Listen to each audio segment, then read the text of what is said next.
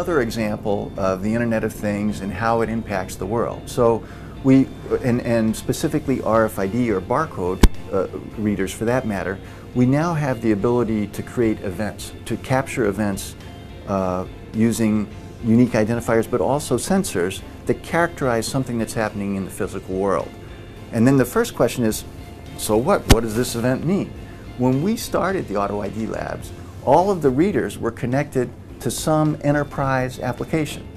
So in some of the original pilots we did, this door in the distribution center for one of the big retailers was inbound receiving, and this one was outbound receiving. So you knew this reader and the reads coming from this reader were inbound, so you told the SAP ERP this is inbound, and this was, and we mapped out the readers, and then the readers mapped to processes, and it looked pretty straightforward.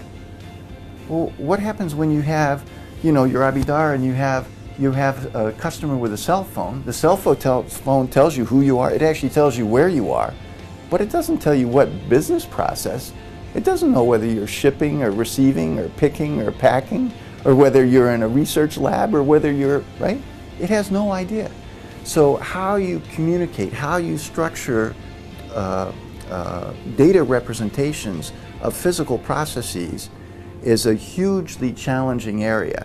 And of course you have private companies, so you'd like, I mean, the ERP companies don't happen to agree on how you represent events in an ERP, right? Which is why we have big ERP companies that have big battles. But when you're looking to characterize what's happening in the world, standards are extraordinarily important for allowing organizations to communicate effectively. And the serialized identifiers have the ability, so even if you have your object model and I have my object model, as long as we can agree that we're talking about the same identifier, it actually begins to give us the ability to at least function together. But then the next thing is, well, what happens if we want to collaborate on some aspect? And the Center for Transportation Logistics at MIT has done wonderful work in collaborating with other countries, other groups around the world who have a similar interest in transportation logistics, and they built education centers and research labs associated with those centers in 3-4 places around the world, Zaragoza being the first one. And so through CTL, I'm a consultant at the Zaragoza Logistics Center on a project called Cassandra. And 4 years ago I spoke giving an RFID update from the market in the United States. I speak pretty regularly at these European Commission conferences to, in this case, the transportation logistics world. And there was a gentleman from the World Customs Organization that actually, there was a representative from Holland and from England. And apparently there was a shipwreck in England, and they opened up the containers and they looked at the shipping manifests, and there was no resemblance between what was in the containers and what's on the manifest. And just as this was happening, and just as we had implemented CTPAT between the United States and our foreign trading partners to ensure that the containers are at least scanned before they come into the country, somebody in Yemen dropped a couple parcels into UPS that were coming to this country that had explosives into them. And fortunately, they were able to prevent it.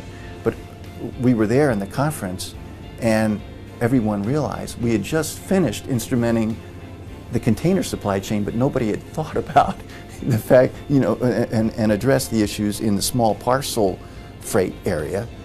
But the consensus was, and these two gentlemen in their respective customs organizations said, look, if you're in Yemen and you're at UPS, UPS goes to customs, right? So I'm the customs guy and you're UPS, and we say to you, what's in that package?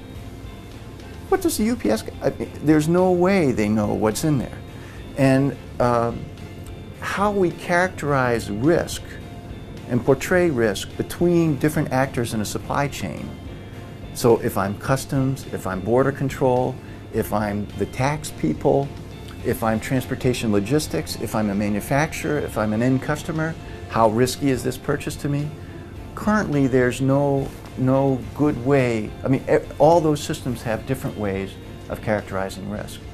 And so part of the Cassandra project has been to bring together some of the actors. Europe does a very good job of putting together multi-stakeholder consortia where they pick specific projects and say, you know, how would this work? Now, it's not always the most innovative or most advanced solution that groups come up with, but it's the right model in terms of defining a set of requirements. So clearly there's a requirement in the world. If I have an event and I want to surface it, and if we can agree on a way of adding a layer of metadata that says this is risk level 1, 2, 3, 4, 5, or yellow, what was it, red, green, yellow, right?